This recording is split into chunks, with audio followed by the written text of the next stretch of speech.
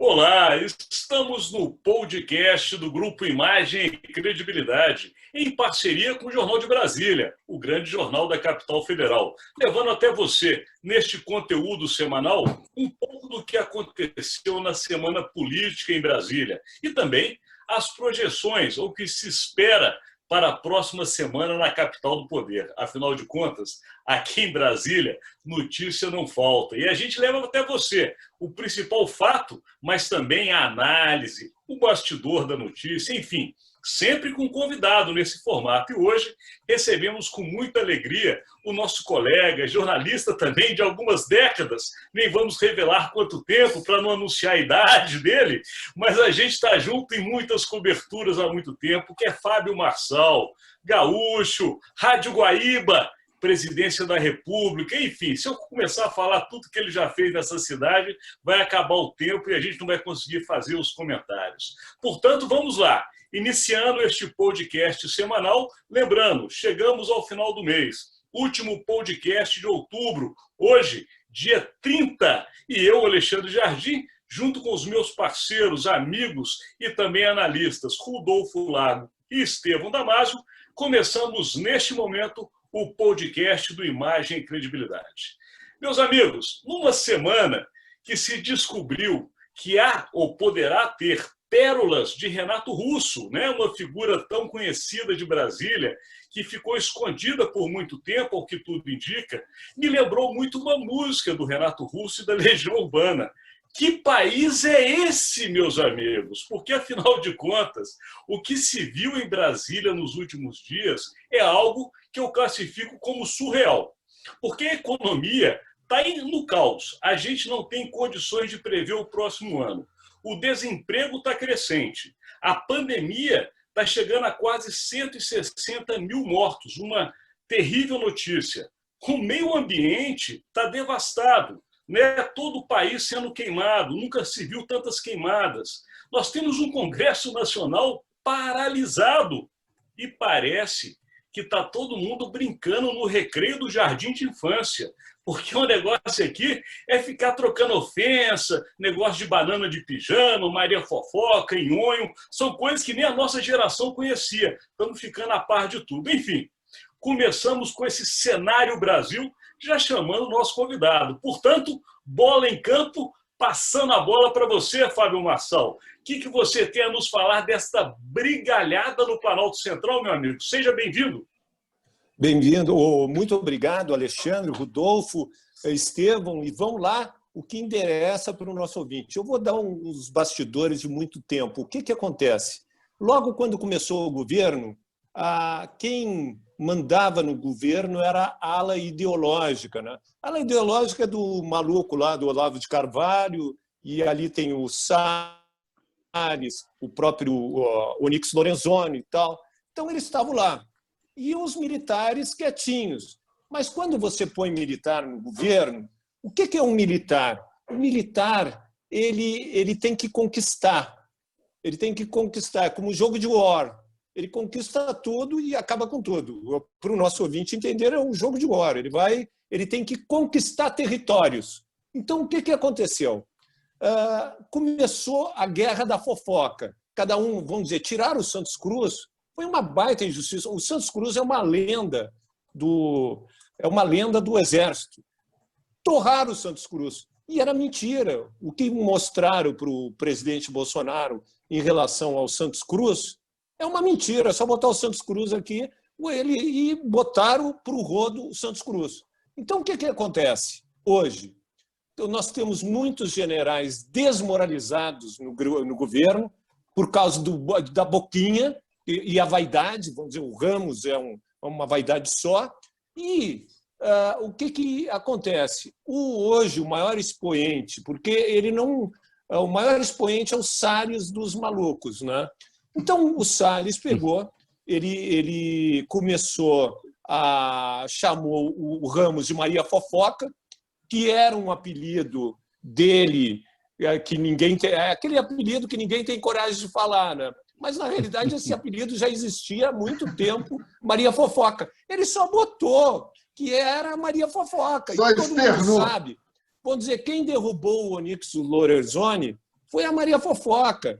Quem derrubou os ministros, o que faleceu, que era amigo, foi Gustavo a Maria Bebiano. Fofoca. Fábio Marçal, me permite. Fofoca. Fábio Marçal, me permite contextualizar o nosso ouvinte, o nosso seguidor, que é o seguinte: a Maria Fofoca é nada mais, nada menos que o general Luiz Eduardo Ramos, secretário-geral da Presidência da República, que assim foi chamado pelo Salles, que é o Ricardo Salles, ministro do Meio Ambiente. Contextualizado, volta com você.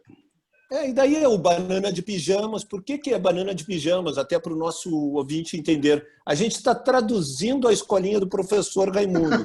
Banana de pijama é porque quando um militar vai para a reserva, a gente fala na caserna, né? Eu já fui militar, né? A gente fala o seguinte, que o general colocou pijama. E daí ele também deu esse carinho para o general banana de pijamas. O que acontece? Daí a ala militar começou a expulsar a ala olavista, né? Mas, e daí você me pergunta, expulsou a ala olavista? Vamos dizer, o Onyx está quietinho lá, ele não está afim de perder o cargo, e quem está se expondo é o Salles. Mas no coração do governo, a ala olavista manda, que é a comunicação do governo. Então você vê, às vezes, uns absurdos ali na SECOM, aquelas coisas meio malucas, assim, que jamais uma SECOM botou na história da SECOM do Brasil, do Palácio do Planalto. E daí você vê porque quem manda hoje na SECOM é os olavistas. Os militares tentaram expulsar todo mundo, mas eles não conseguiram expulsar todo mundo. Vamos dizer,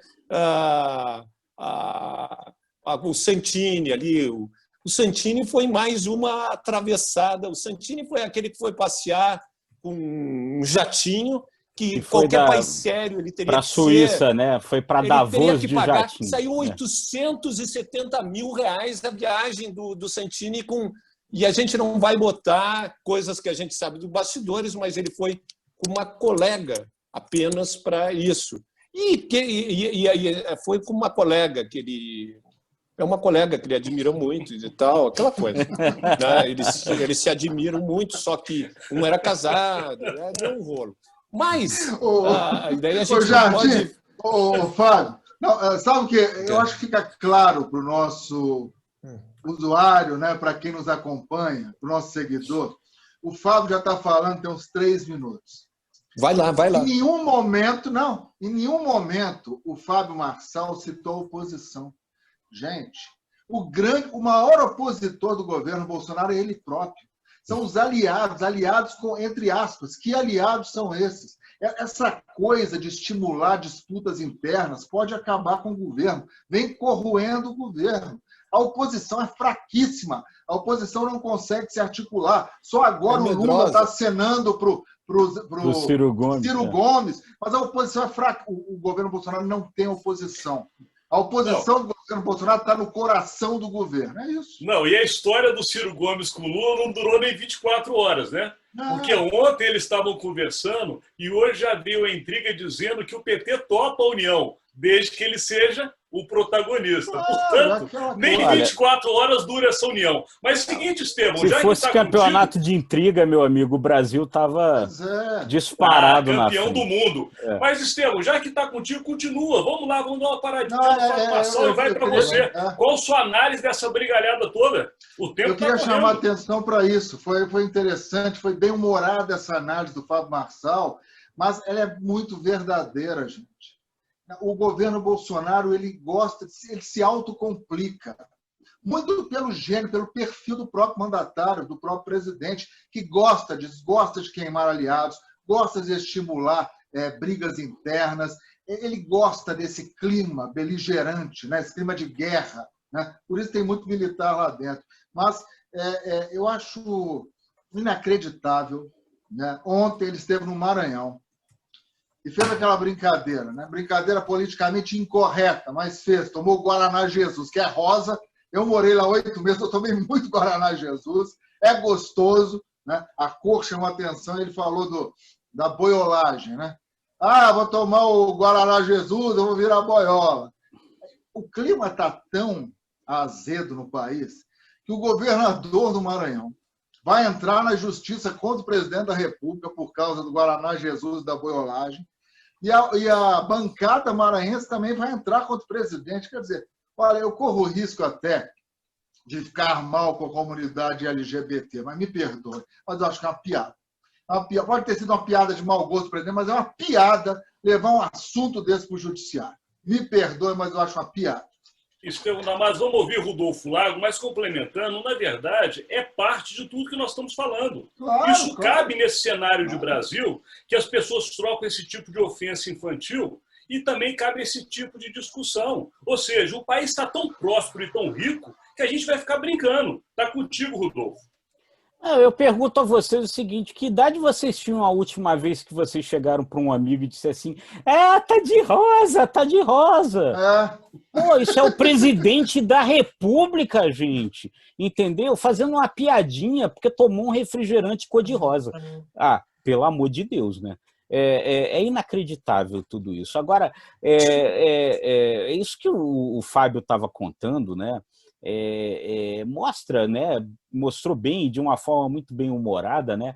Esse grau de intriga interna dentro do Palácio do Planalto e como isso nos atrapalha, né?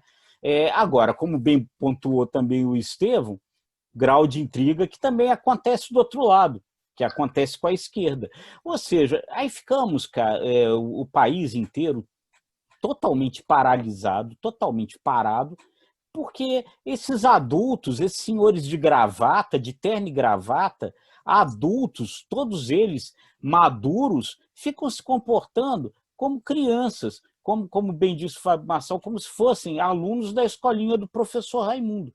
Olha, não dá, né, gente? Não dá. O país está numa crise tremenda por causa da Covid-19, uma crise que é econômica também, país parado, não tem orçamento, e nós estamos aqui discutindo porque um chama o outro de banana de pijama, de Maria Fofoca, de nhonho, porque o presidente faz piadinha com Guaraná cor-de-rosa. Eu acho que já está na hora de parar com isso, né? Chega! Não, até porque o que você disse, Rodolfo Lago, está na hora de parar, porque o país está paralisado. E a gente volta para Fábio Marçal justamente com esse outro ponto da pauta, que é o Congresso completamente paralisado. Nós passamos muitos anos ali dentro daquele Congresso, né, Fábio? A gente sabe como funciona, mudam-se os personagens, mas a história é a mesma. Mas o que a gente está vendo agora, uma comissão mista de orçamento, sem nem ter votado a LDO, né, um projeto de uma renda cidadã, que também não se sabe de onde tirará dinheiro. E o que se sabe que vamos ter mais um novo imposto no Brasil é o que a gente está enxergando no cenário congressual. Então está contigo, que conhece muito daquele parlamento. Olha, o que eu te digo é o seguinte, número um é o seguinte: o governo não tem dinheiro.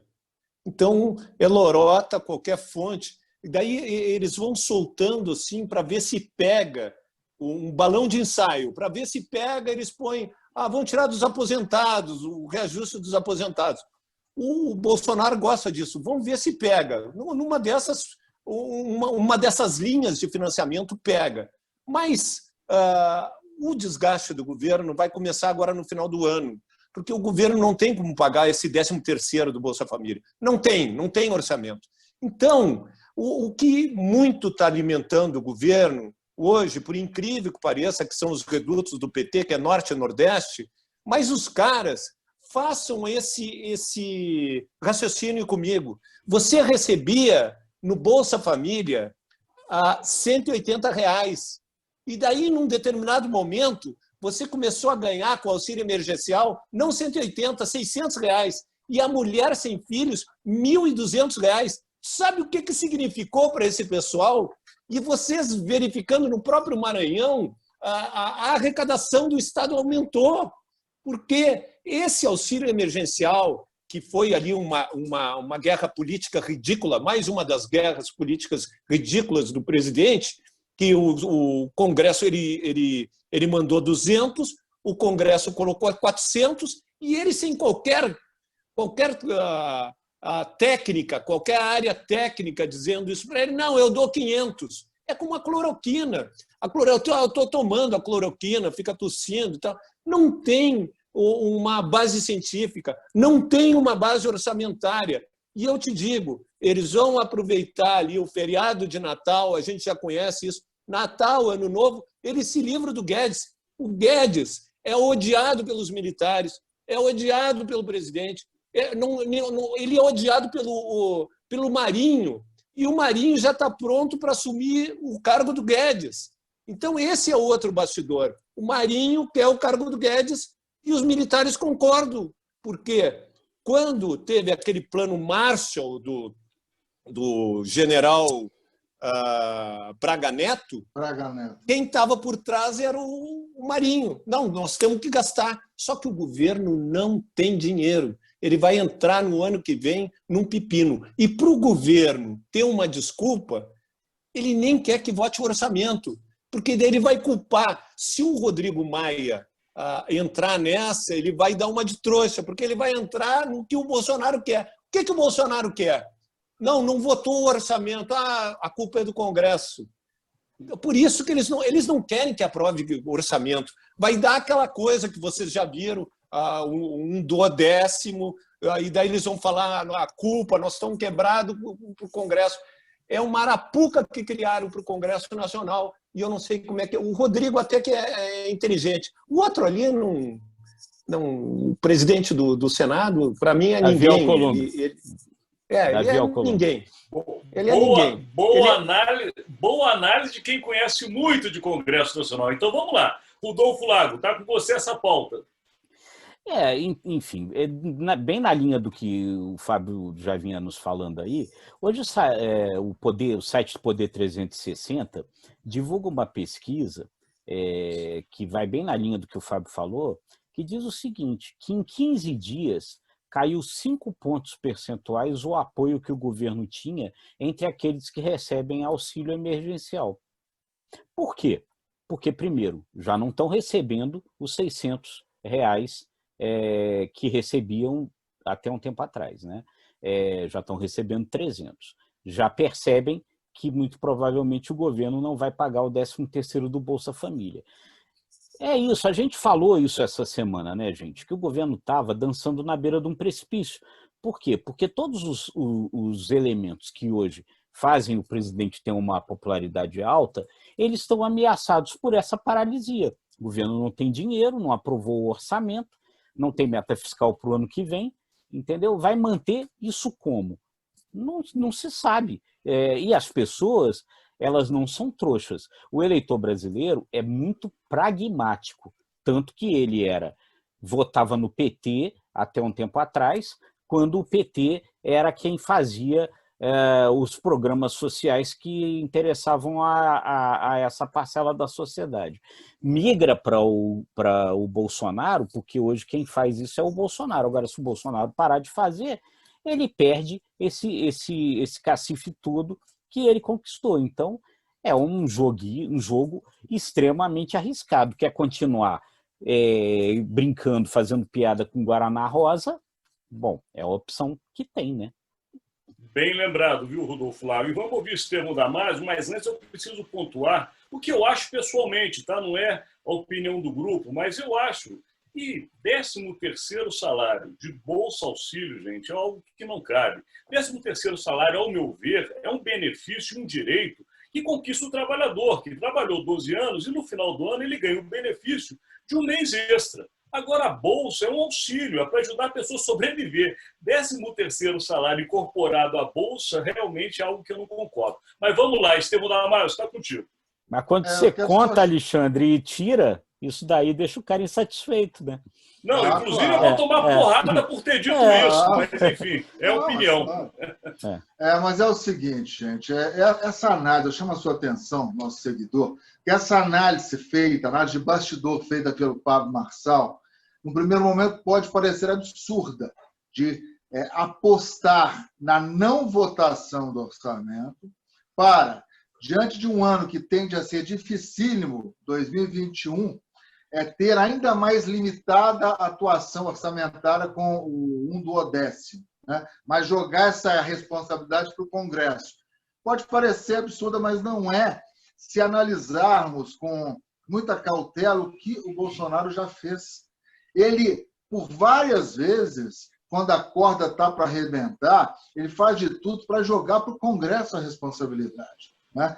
Ele tenta, perante o eleitorado dele, se postar como um presidente que faz tudo para atingir o objetivo, para o bem da nação, mas joga para o Congresso, né? A decisão de medidas provisórias já foi assim, de projetos de lei, e por que não apostar no desgaste do legislativo nessa questão, nessa queda de braço do orçamento? Porém, nós temos que lembrar que a situação é tão complicada, o nível de desconfiança do investidor externo com os rumos da economia brasileira estão só se desgastando, deteriorando esse índice de confiança. Então, eu acho que mesmo se nos bastidores o governo Bolsonaro estiver apostando nessa queda de braço do Congresso com o desgaste somente do Legislativo, eu acho que não dá para apostar só nisso, porque vai respingar sim no Poder Executivo. Então, está na hora de baixar a guarda, está na hora de tentar um acordo nos bastidores com os presidentes do Senado e da Câmara para votar esse orçamento, que vai ser um orçamento já bastante complicado em termos de operacionalidade dele, de execução dele, porque senão o governo Bolsonaro pode sair frito desse embate aí com o legislativo nessa questão orçamentária.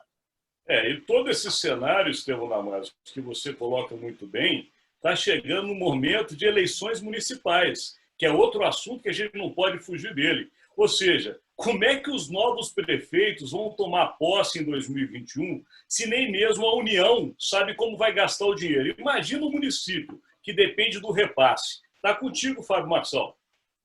E quando você fala o município, a maioria dos municípios, 80% dos municípios depende única e exclusivamente dos recursos do governo federal. Então, você não tem, que são os pequenos municípios, que é a grande maioria do país, né? E isso aí vai ser um problemaço para quem vai assumir. Eu vejo as campanhas eleitorais, né, Alexandre? Eles estão prometendo mundos e fundos. Se o nosso ouvinte acreditar no que eles estão falando, você é um trouxa, você é um otário, porque é mentira, eles estão simplesmente jogando um monte de vamos fazer o nosso bolsa emergencial e tal.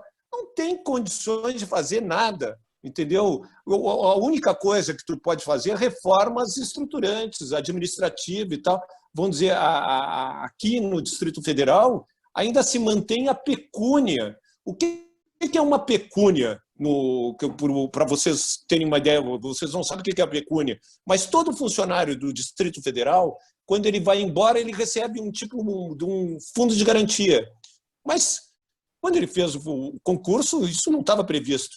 O que é a pecúnia? Você trabalha, você tem direito a cada 5 anos, 6 meses para fazer um curso e tal, ou a pecúnia. E daí, essa pecúnia você vai receber a mais, porque abriu mão do curso ou da licença 6 meses de pecúnia. Então, você trabalha 40 anos no governo, você, a cada 5 anos, você tem direito a 6 meses, dá 40 salários que você recebe. Ninguém tem como pagar mais isso. Então, a única solução é um pacto federativo para tentar resolver essas questões, e não serão os prefeitos eleitos que vão resolver isso. E a outra coisa, Alexandre, que eu pergunto para ti, para o Rodolfo e para o Estevão, se o cara depende, você concorda, 80% depende do governo federal. Tu imagina os que se elegerem contra o governo federal, que vai ser um grande número. Eu não tenho dúvida disso. Porque, primeiro, que os candidatos do presidente, eu acho que a maioria não vai se reeleger, porque são de baixa qualidade, mesmo com o apoio do bispo, eles não vão conseguir se eleger ali. É isso. A vida do prefeito real é quase sem solução.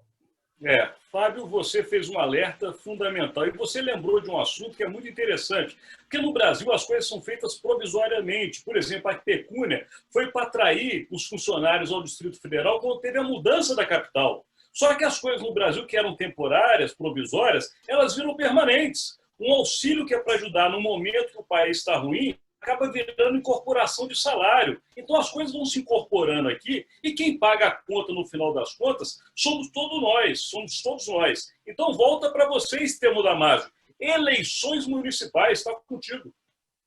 E a reforma administrativa, gente, sumiu da pauta, né? Sumiu da pauta, né? A reforma justa e corajosa que vai atacar o que, para mim, são distorções como essa da pecúnia, ela saiu da pauta. E o mais assustador é que você vê o ministro, né, que foi essa semana à Comissão de Orçamento, virtualmente, obviamente, e voltou a defender a Digitax, né, que é a taxa sobre transações digitais. Mas não é para resolver a questão de cunho social, de programas sociais, esse auxílio emergencial, não. Ele condiciona, né, a desoneração da folha de pagamento, que com o nível de desemprego que o país vive hoje, essa desoneração torna-se quase que mandatória, obrigatória, ele condiciona essa desoneração à criação dessa taxa digital. Então, eu vejo a equipe econômica completamente perdida. Lamento dizer isso, mas ela está sem norte, sem rumo, e o Paulo Guedes há muito sucumbiu às intrigas políticas e às disputas na capital federal. As eleições municipais, o Fábio já deixou claro, um quadro que se avizinha de candidatos com apoio explícito do Bolsonaro ainda estarem patinando, pode ser que recupere, mas ainda estão patinando, e essas dificuldades tremendas pelas quais passarão os prefeitos eleitos ou reeleitos no ano que vem. Ao que tudo indica mesmo, Estevam, o esporte preferido no Planalto é fritura de Guedes. Mas vamos lá. Vai agora contigo, Rodolfo Flávio. Rodolfo Flávio é um observador, viu, Fábio? Atento das eleições municipais, sempre nos traz cenários. Está contigo, Rodolfo. É bem curioso isso, né? Isso que o Fábio e o Estevão pontuaram é uma coisa curiosa, porque se você observar, tem muita gente que acha que as eleições municipais elas não têm relação com as eleições nacionais, federais. Eu sou um observador que discorda um pouco dessa linha, porque eu acho, primeiro, que as pessoas moram nas cidades, né? Então é nas cidades que elas fazem todas as suas escolhas. E se você pegar, geralmente, a eleição municipal seguinte à eleição federal mostra um avanço daquelas forças que apoiaram o presidente que foi eleito. Se você pegar todas as pesquisas, você vai perceber, todas as eleições, você vai perceber que isso aconteceu. E nessa eleição agora, pelo menos até onde estão mostrando as pesquisas nesse momento, isso não está acontecendo. Os candidatos a prefeito que são apoiados pelo presidente Bolsonaro não estão indo bem. Talvez porque o presidente não tem partido, sei lá por que razões, mas o fato é que não estão indo bem.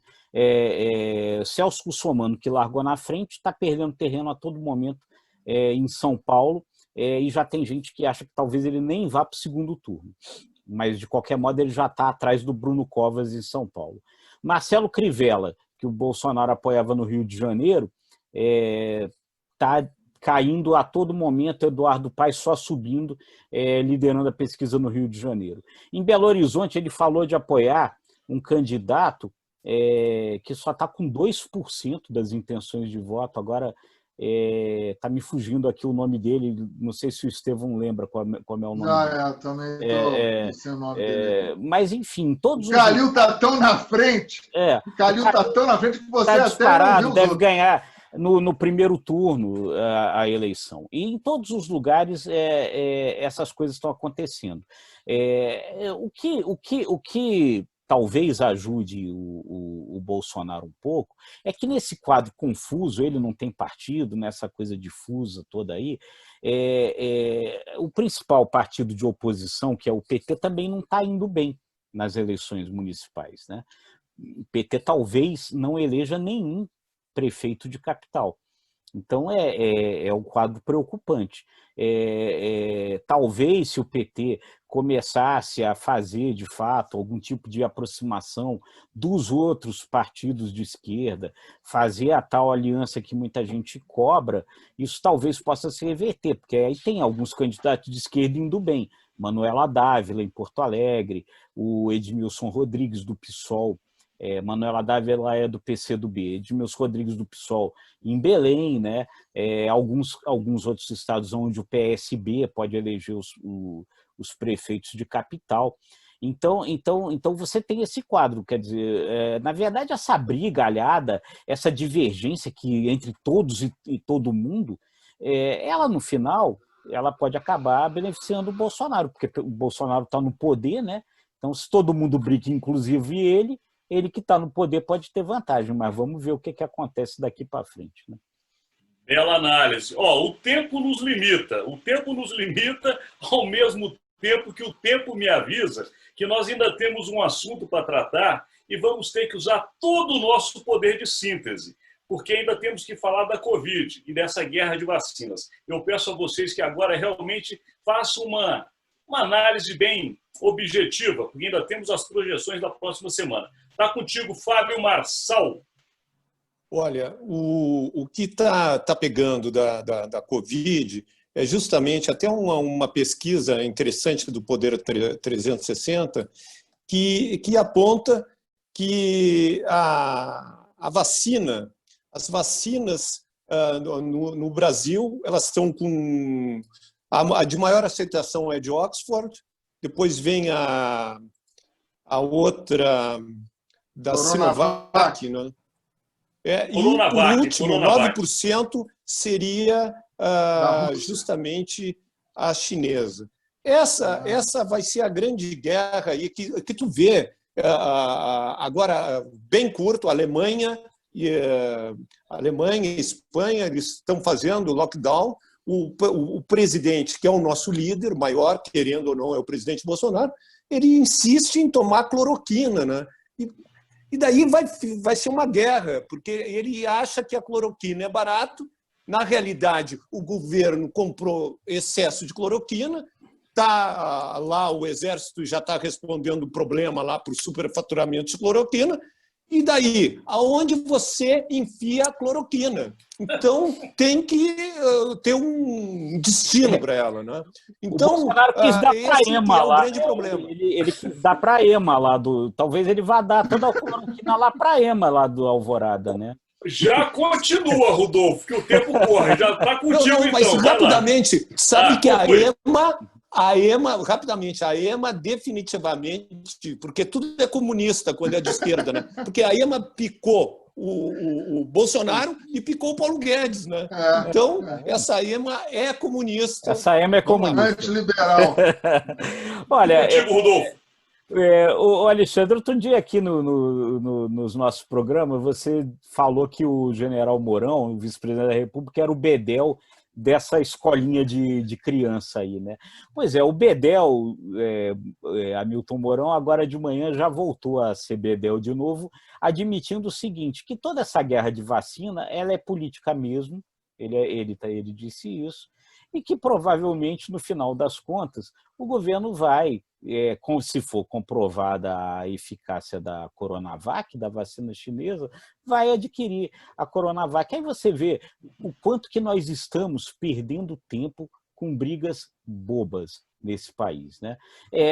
Só que a Covid, o vírus, o novo coronavírus, ele não está nem aí, ele não tem senso de humor, ele não acha nada engraçado, entendeu? E ele vai aí crescendo, a Europa na segunda onda e nós não conseguimos sair da primeira por conta dessa bobajada toda. E tome cloroquina para a dona Ema, comunista da Alvorada. Pô.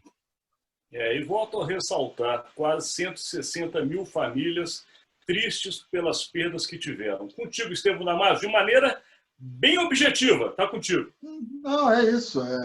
Eu tenho que acreditar nos órgãos de fiscalização, nos órgãos que endossam remédios e, consequentemente, vacinas. Eu confio na Anvisa e confio em laboratórios como o Butantan. É isso. Se for comprovada a vacina, pode ser do Cazaquistão, não tem problema, não tem nacionalidade, ela tem que funcionar. Confiança nos órgãos brasileiros acima de tudo. Chegamos naquele momento, projeções da próxima semana. E vamos começar com o nosso convidado, afinal de contas, foi assim que mamãe ensinou lá em casa. Fábio Marçal, a sua projeção para a próxima semana em Brasília e no Brasil.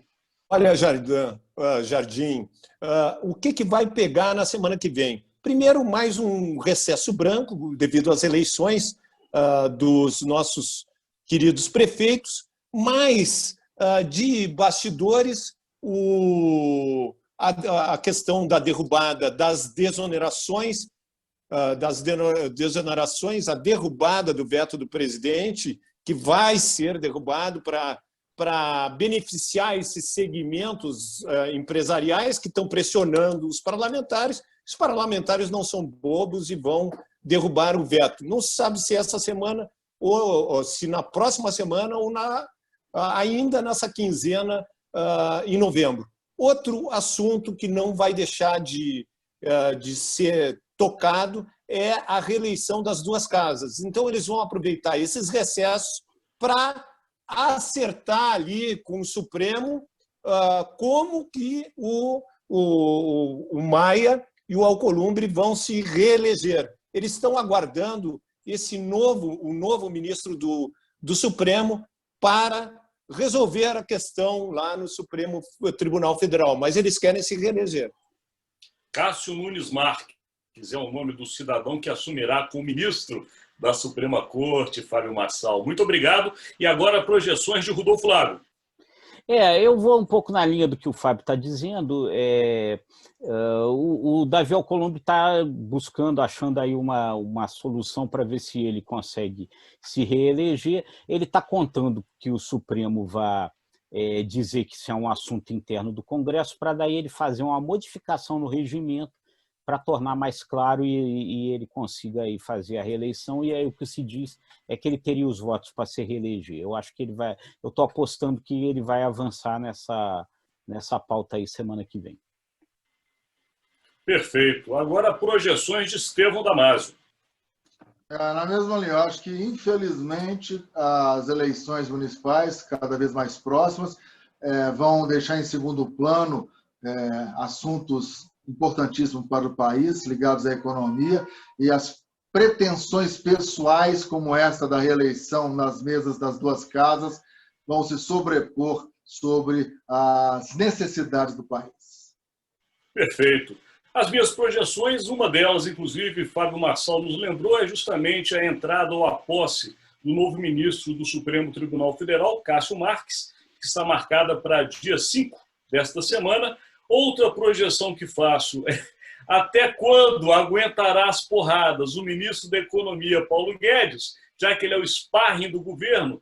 E ontem mesmo, quando ele falava que não vai ter privatização do SUS, hoje o presidente Jair Bolsonaro resolveu dizer que vai reeditar, sim, a questão que pode levar o SUS a ter parcerias com empresas privadas. Portanto, ele adora bater no ministro da Economia. E a outra projeção é justamente o que acaba não parecendo ser da nossa política, mas nos afeta diretamente, que são as eleições norte-americanas. A decisão sobre a presidência dos Estados Unidos. Isso afeta diretamente o Brasil. É outra projeção para ficarmos atentos e observarmos. Chegamos ao final do podcast semanal do Imagem e Credibilidade, em parceria com o Jornal de Brasília, o grande jornal da capital federal, que proporciona a você acompanhar-nos semanalmente. E lembrando, também diariamente, porque temos um conteúdo que é o JBR News, também sempre colocado no site do Jornal de Brasília, no site do imagemecredibilidade.com,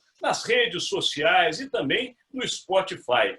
Daqui eu me despeço já agradecendo a presença ilustre deste gaúcho, jornalista, repórter, editor, assessor, enfim, muitas coisas. Enfim, um grande amigo, um grande conhecedor da política de Brasília, principalmente, que é Fábio Marçal. Seja sempre bem-vindo a este conteúdo, Fábio. E agora eu levo para os meus amigos e parceiros para que encerrem este conteúdo. Está contigo, Rodolfo. Foi uma delícia, foi muito legal. O Fábio brilhantou aqui o conteúdo com muito bom humor, muito legal, muito bom ter você aqui com a gente, Fábio. Muito obrigado. Eu só posso agradecer também. Foi um dos podcasts mais bem-humorados, por isso que passou tão rápido. Seja sempre bem-vindo, Fábio.